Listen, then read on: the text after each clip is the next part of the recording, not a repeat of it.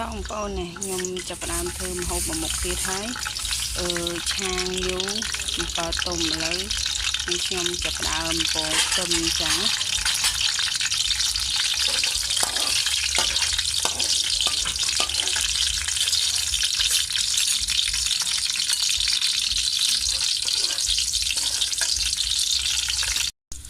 តែឥឡូវយើងពងខ្ទឹមរាងក្រហមហើយយើងចាក់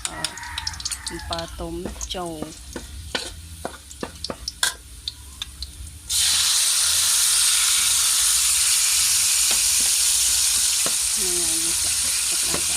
ទុំចូល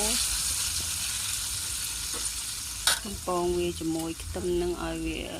ឈ្ងុយតម្លើងហ្គាសតិច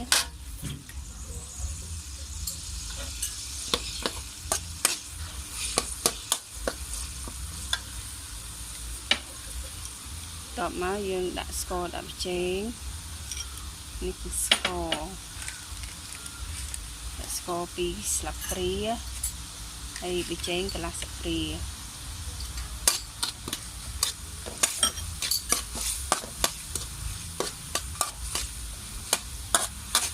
ចាប់ផ្ដើមដាក់ម្ទេសហ្នឹងហើយដាក់ម្ទេសចូលហើយបន្ទាប់មកដាក់ងាវ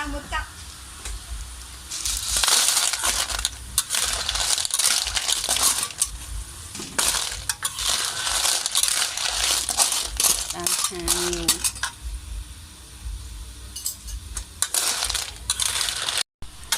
តោះបងប្អូនចាប់ផ្ដើមដាក់ម្រះព្រៅរួចម្រះព្រៅហ្នឹងហើយថ្ងៃនេះយើងបានម្ហូបមួយចានទៀតគឺឆាងាវ7ទុំម្រះព្រៅចាននេះបងប្អូនគឺឆាងាវ7ទុំរួចហើយតំណងទេបងប្អូនហ្នឹងហើយកុំភ្លេចជួយគាំទ្រ Channel YouTube ខ្ញុំម្នាក់មួយផង